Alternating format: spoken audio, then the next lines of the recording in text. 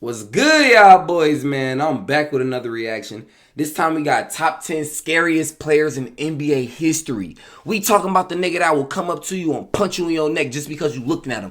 We talking about the nigga that know taekwondo and shit. We talking about the nigga that will get so close to you, he'll put his head on yours, talk about, nigga, what's up? Nigga, what's up? Do something then, nigga. And then he spitting all type of rain droplets on your face. You know, he talking so damn loud, spit coming out his mouth, smacking you on your lip. You talking about some it's shit. But nah, yeah, we finna get straight into this video, see what it's talking about. Hey, 10K subs on the way. Please help me out, bro. Show love. I got fire content coming for y'all. I got great energy, great vibes. You feel me? We finna turn up all 2024. Hey, this month finna go crazy. I'm not missing a day. I'm dropping. So hit that sub button. Hey, we finna get lit. This video finna get real ruthless, real crazy. We gonna really see who in here like that. I wouldn't be surprised if LeBron in here, because you know he get down, he get dirty. That's LeBron. But we already know, like, Metal World Peace and shit gonna be in here. We gonna be seeing Dennis Rodman. I wouldn't be surprised. Niggas like Gary Payton. But no, we finna get straight into the video. Hit that like and sub button. Let's do it. These players put fear in their opponents' hearts, not because of their skill or the number of points they score, but because of their sheer physical strength and willingness to throw hands at any given moment. This is a list of players that nobody wanted to mess with. Off the bat, he got him in the stands, bro. This is a list of players that nobody wanted to mess with. The scariest NBA players of all time. There were plenty of NBA players who could fight, but only one was a real MMA fighter, James Johnson, a 6'7", 240-pound power forward who currently plays for the Pacers, was a lead vote getter in a survey of who in the league would you least like to fight. Since he was 5 years old, Johnson trained karate and is a black belt. He's also competed in kickboxing with a 20-0 amateur record and a 7-0 MMA record. He even bro, this nigga's undefeated. He's 27-0. I ain't gonna lie, I could beat this nigga ass. Watch this shit. Nigga, that shit not hard, nigga. I can kick. Nigga, what you talking about? I can do that. I can do that kickboxing shit too, nigga. That he could beat John Jones if he had enough time to train wrestling. I can beat him for real. But like I said, with a year of training defense, I just need ground defense. The whole league would say the same thing. One player said of Johnson, "That's not smoke they want. I've seen it in person." And it's easy to be a bully when you're one of the biggest and strongest guys in the court. But how about being one of the most terrifying players in the NBA while weighing less than 200 pounds? Vernon Maxwell was listed at 6'4" and 180 pounds. But his nickname Mad Max. So me and him got the same build. I'm 6'4", like 180. You know what I'm saying? I get real aggressive. Like when niggas try me in the game, like I start throwing punches. So like I think this dude about to be my comparison. I ain't gonna lie. Mad Max. Yeah, call me Mad Cloud, nigga. Max says everything you need to know. During his career, Maxwell was fighting everybody. Guards, centers, opponents, teammates, and even spectators. We like that. We like that energy. Max got into a heated argument with teammate Hakeem Olajuwon and nearly stabbed him to death. But Mad Max didn't stop there, because in 2000, when he played for Seattle, Wait, I thought... Wait, hold on. Nah, this not my comparison. This nigga psycho, bro. I take that back, bro. This not my body, bro. This nigga trying to stab his teammate. What type of bullshit? Nigga, what? Oh, nah. And if he stayed on the team, that's crazy, bro. Whoever the GM is, that nigga, bro, fire him, bro. Because I ain't gonna lie, if I heard one of the players trying to stab another player, bro, he off the team, bro. I'm sending him to the Shang Shang Sharks, nigga, on my mama.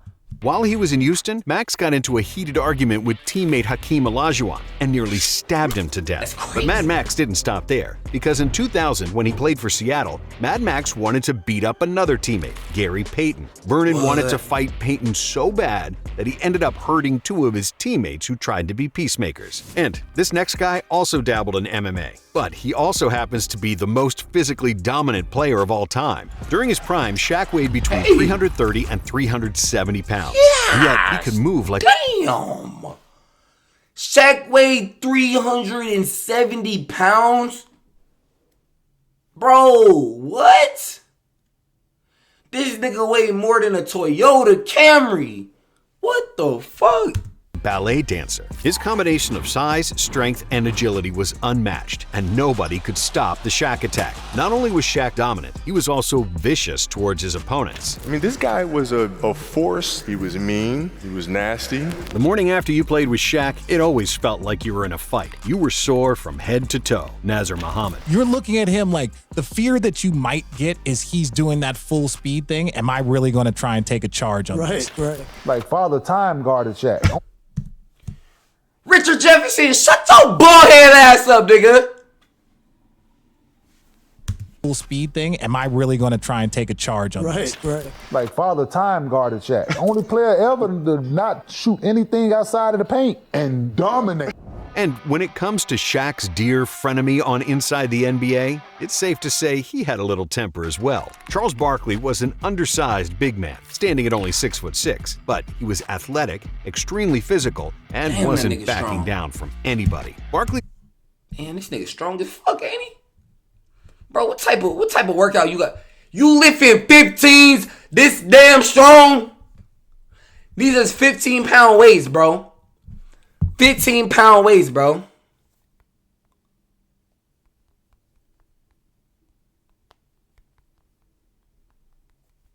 My fault. Hold on.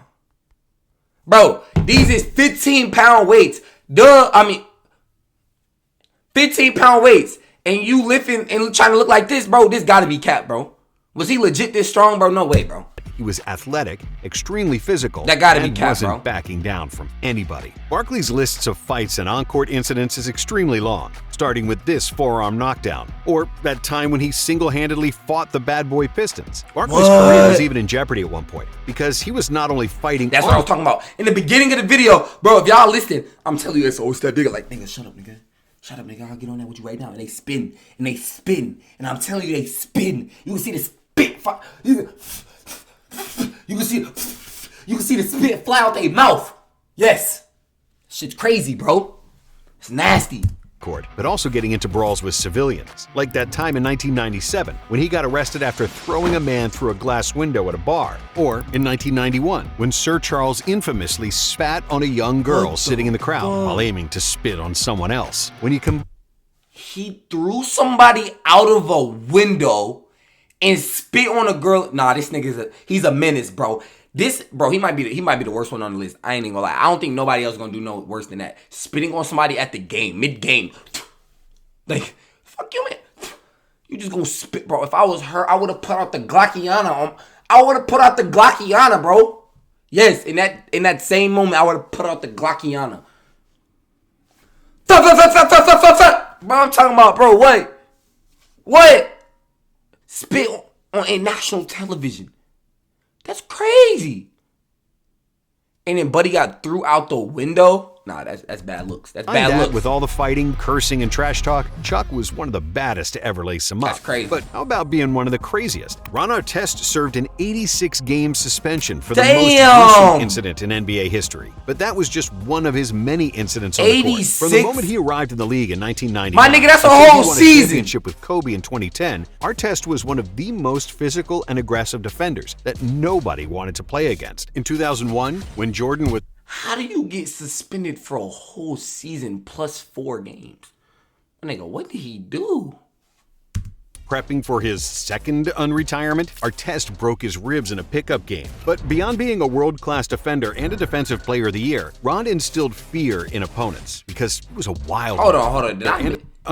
Nobody wanted to play against. In 2001, when Jordan was prepping for his second unretirement, Artest broke his ribs in a pickup game. But beyond being a world-class defender and a Defensive Player of the Year, Ron instilled fear in opponents because he was a wild man. Artest drank alcohol before and even during games, and he'd always play on the edge of getting ejected. In 2003, he nearly fought Pat Riley and the whole Miami Heat bench. And that same year, in a game against the Knicks, Ron got so mad that he destroyed some poor cameraman's equipment. You'd think that he'd calm down after serving his suspension for the malice at the Palace, but Artest just continued to punch people in the face. In 2007, Artest had to spend 20 days in jail for another off-court incident because he beat up his wife. But despite changing his name to Meta World Peace in 2011, his old habits remained, just as James Harden.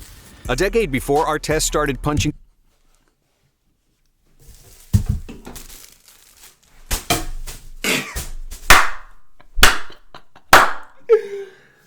Bro, what? Nah, that's actually crazy. People on NBA courts, one particular bully was more terrifying than anybody. Charles Oakley came into the league in 1985, and he quickly gained a reputation for being an enforcer. When you needed a hard foul, Oakley was there. When a fight broke out between players, Oak was right in the middle of it. In 1989, he squared up against Xavier McDaniel, another colorful character who could easily be on this list. In the 1996 preseason, Oakley and Barkley got tangled up on a rebound, and Oakley tossed Barkley to the floor. It didn't matter that it was preseason, as both players immediately started swinging and got ejected. During the 1997 playoffs, Oak got into a fight with Alonzo Mourning, and next year, these two hotheads got into it again. In 2000, Oakley punched Clippers guard Jeff McInnes after a dispute over a mutual romantic interest. Oakley didn't even wait for the game to start. They bumping over a girl? Nah, I ain't gonna lie. I'm not getting sucker punched over no girl, bro. You gonna have to see me, bro. You finna sucker punch me because your girl on my dick? Like, for real? But I'm saying, like, I'm just saying for example. Like, that's crazy. He punched McInnes during a pregame shoot-around. But maybe the biggest ass-whooping Oakley ever dealt was... Who the fuck uncle is this? Bro, don't, hey, in the comments, don't be on me, bro. You know what I'm saying? Because I don't be knowing players sometimes. But this nigga look like he 55 and counting. He like the nigga you see outside of Little Caesars. Walking around with no shoes on. Like, bro. Of Tyrone Hill, who Oakley beat up over a gambling debt. Even after he retired from the league, Oak wasn't done fighting, as there were several reports of him beating up people who dared to step up to him. However, Oakley wasn't all brute and no heart, and he's the main reason one other scary guy even made it to the NBA. When he was a high school kid, Ben Wallace attended Charles Oakley's basketball camp, and Oakley being Oakley, punched him in the face. Got the ball, drive to the basket, bam. Hold me in the lip, split my joint. Because he showed no fear and played with tenacious energy, Oakley immediately fell in love with Wallace's game, and he recommended him to his alma mater, Virginia Union University. Without Oakley, Big Ben might have never played in the NBA, but once he made the league, he showed immediately that he was made of the same material as his mentor. At 6'9", Wallace was the shortest center in the league, but they called him Big Ben for a reason. See, Ben was a fitness freak who never left the gym and could bench 400 pounds. Due to his muscular body, mean face, and crazy afro, nobody was messing with him, and it didn't end well for the ones who tried. Honorable mention goes to his teammate Rasheed. Nah, me personally, bro, I'm gonna have to say it again, bro. Me personally, never in my life would I let another man just come two-hand choke push me like that, bro. I'm not going, bro. I ain't gonna lie. That's when you gotta do it. Glockiana on speed dial, cause after if you know what I'm trying with to say. him, and it didn't end well for the like that's I'm not going. Goes to his team. And then the crazy thing is the refs and stuff. Everybody trying to pull you away from, so you can't even bump him like a man. You know what I'm saying? The old heads be like, bro, you gotta bump him like a man.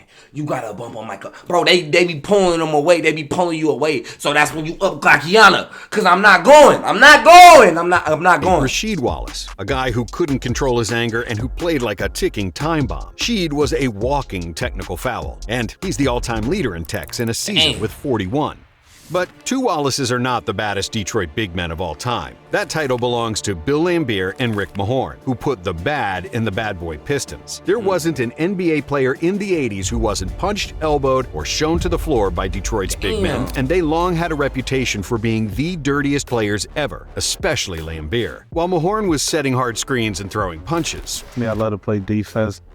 I like to bump and bang, I guess. And that's what's basically has been my job. Laimbeer was also notorious for planting his feet in the player's landing space, which resulted in plenty of ankle injuries. I never really ever liked Laimbeer in any social situation. No. Yeah. And it's because he's a dirty player. And the final part of the Bad Boys front court trio played the hardest of them all. Dennis Rodman was called the Worm, but his other nickname, Dennis the Menace, probably suits him even better. Playing with unlimited energy, Rodman would get in opponents' faces. He'd trip them, annoy them, and not let them breathe. What I'm seeing, the battle between these two guys.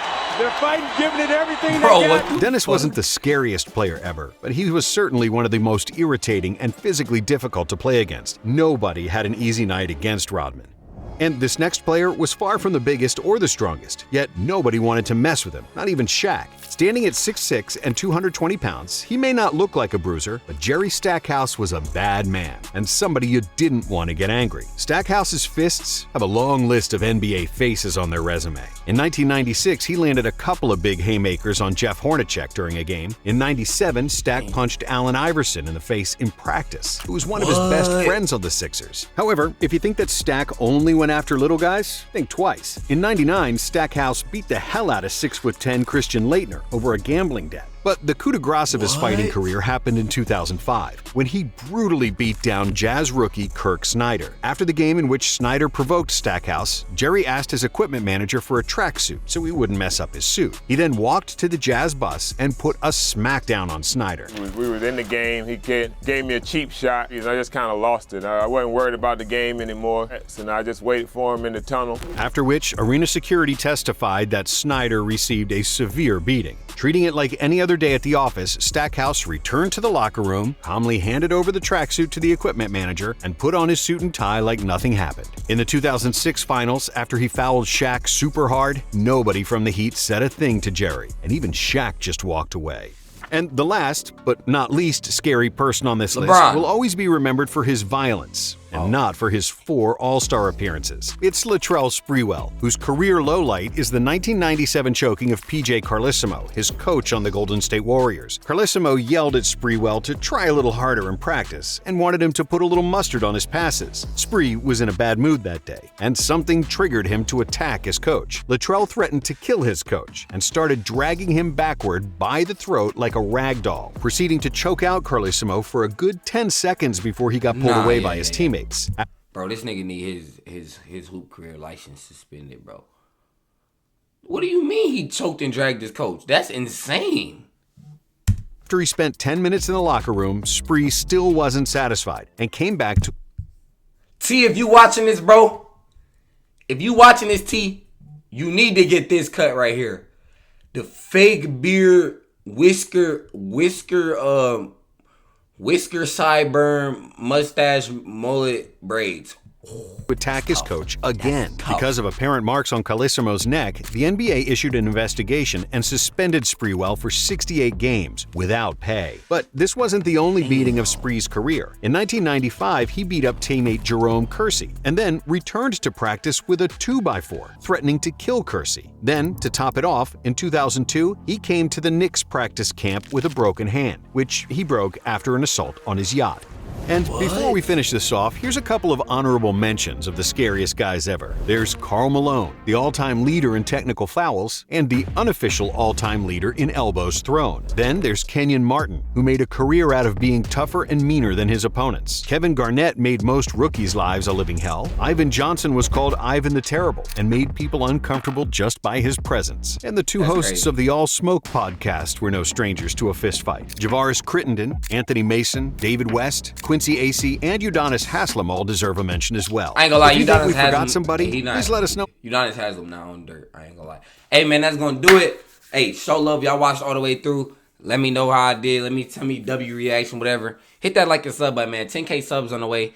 Let me know who y'all think the craziest fight would be between. Like Dennis Rodman, Lambeer, Ron Artest, Charles Barkley. Like, let me know who the last dude, whoever just, what was his name? Sparrow, whatever. Let me know who the craziest fight would be. But yeah, that's gonna do it. Hit that like and sub button. Let's do it. We out.